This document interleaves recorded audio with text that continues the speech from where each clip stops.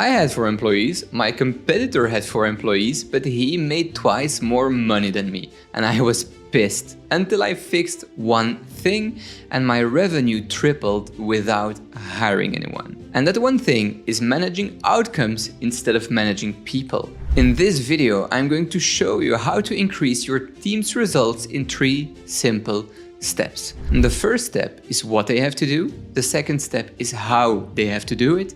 And the third step is by when do they need to have it done. Because when you get those 3 things right, success becomes inevitable. My name is Quentin and I run a $1.5 million recruitment agency in about 20 hours per week. I used to work 60 plus hours per week and now I help other founders doing between $250K to $2 million per year cut down 20 to 30 hours per week without cutting revenue. So let's dive in the first topic. What they have to do. If you're anything like me, there are very few things that piss you off more than asking someone to do something and then getting completely disappointed with the result. That's why it's super important that you can tell people what you need them to do. Because if you fail to deliver instructions properly, you're equally to blame. 2 years ago, I asked my assistant to help me find more interns in sales, marketing, and recruiting. And in my mind, she would reach out to schools and ask them how we could get their students to do internships at my company. And what she did is that she wrote and published job ads on job websites putting internship in the title, which caused us to only have 1 or 2 applications. I was disappointed and she thought she did a great job. But since my instructions weren't clear enough,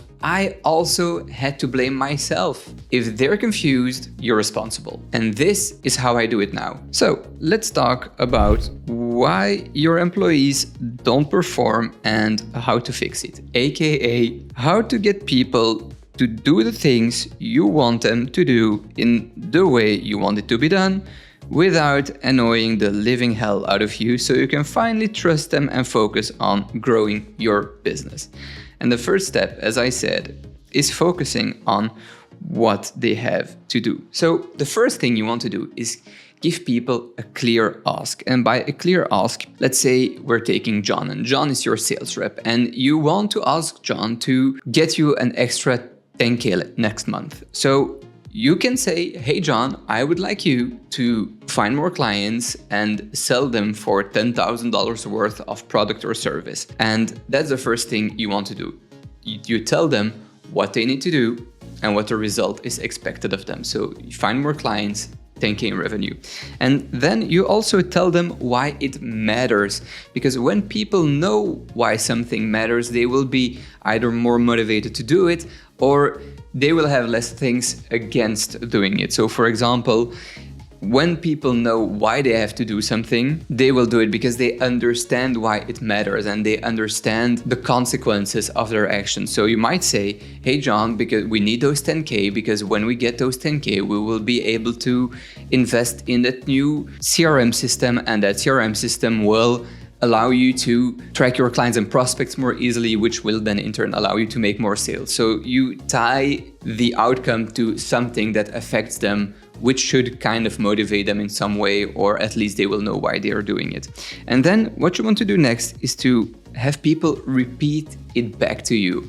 Because if people don't repeat it back to you, don't repeat the instructions back to you, you're never sure whether they're understanding you or not. Because it might be that they understood, okay, yeah, well, I will get more clients to get 10K, but do they know how many clients? It's 10K in revenue? Is it 10K in margin? So you always want people to repeat your own instructions back to you so you can test for understanding. And most founders stop here and think, okay, I just need to tell them more clearly, but that's wrong. The real unlock is topic number 2, how they have to do it. As a business owner, it's your job to help your people to do their job, but it's not your job to do it for them. When I first ran my business, Every time one of my employees asked me for help, I did the work for them. I remember this one time, one of my recruiters came to me with a situation where a client tried to renegotiate the terms once the deal was done. And instead of training my recruiter on how to deal with that kind of situation, I asked her to move over, I replied myself, and the problem was solved. But the thing is that when it happened again, she asked me again to do it instead of dealing with it herself. If you do your employees' work for them once, you'll do it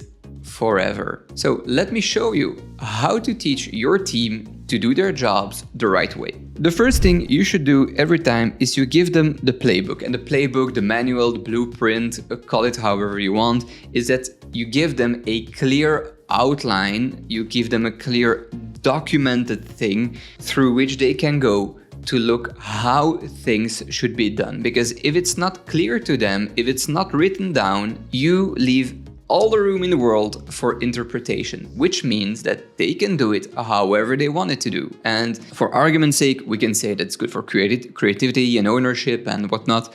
But the thing is that when they mess up, especially with younger employees or with more junior employees, you want to keep a minimum of control without micromanaging, and a playbook is just that. It's just a list of instructions and a step-by-step guide on how to do something. Then, when you've given them the playbook, you ask for their plan. And by asking for their plan, you will see again how they have understood what you're asking them to do. But at the same time, you will know how you're going to do it, and that's the time you can proactively train them, coach them, and just pressure test their plan to see where the cracks are, where it could fail, and just prevent bad things from happening so that when they actually do the thing, it's done the right way. And even if they know what to do and how to do it, there's one last killer, and it's time. And if you miss this, you will still be stuck waiting and cleaning up messes. So, topic number 3. By when do they have to do it? Your time is your most valuable asset as a business owner. And that's why you have to understand that delays and waiting kill growth. Every time you're waiting on someone to finish something so you can move on, you're losing money. Last year, my marketer had to finish a presentation that I needed to show to a new client in order for them to validate the new recruitment campaign. He delivered it too late and the client was unhappy, which caused us to get off on the wrong foot with that new client. And unfortunately, this set the tone and we ended up losing the client 2 months later. A missed deadline today is lost revenue next month. So, let's set some proper deadlines. A deadline is always composed of 3 different things, and it's a date, it's a time, and it's a place. So to go back to John, our sales rep, John, I want you to deliver your report of last month's sales by Wednesday at 1 p.m. And the place is, when it's not a physical place, it can be a digital place. So let's say that you want it by mail. So you want it Wednesday, 1 p.m. by mail, because if you don't respect those 3 things, maybe John will leave the report on your desk at 6 o'clock when you already left the office, and you will spend your whole evening frustrated at John that he didn't deliver the report, but he did deliver the report. He just didn't deliver it when you wanted it, and he didn't deliver it in the way you wanted it.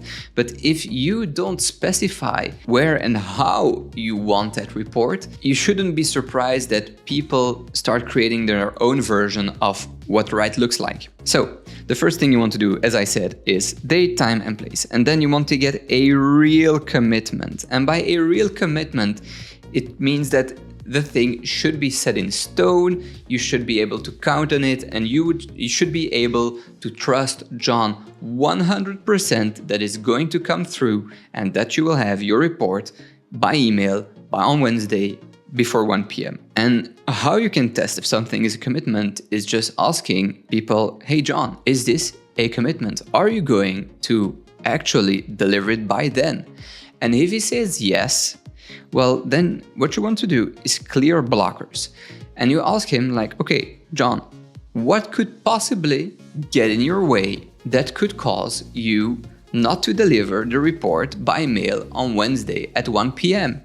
And then John can tell you what's going on. So maybe we'll say, yeah, but I'm kind of waiting on this client to finalize the signature of this contract, or I'm waiting on colleague Nancy to send me the confirmation that client Y has already paid. Then you just go back to the previous step and you make a plan of everything that has to be done in order for John to be able to provide you that report Wednesday 1 p.m. by mail. All right, quick recap. If you get crystal clear on what your people have to do, how they have to do it, and when it has to be done, your team's performance goes up and your personal workload goes down. You stop being the bottleneck and the business can finally grow without you needing to babysit everyone. If you want help putting this into your business, I put together a free workbook called the 20-Hour Founder Framework, and it walks you through the exact questions and templates I used to go from 60-hour weeks to about 20-hour weeks while my company kept growing. You can download it using the link below this video.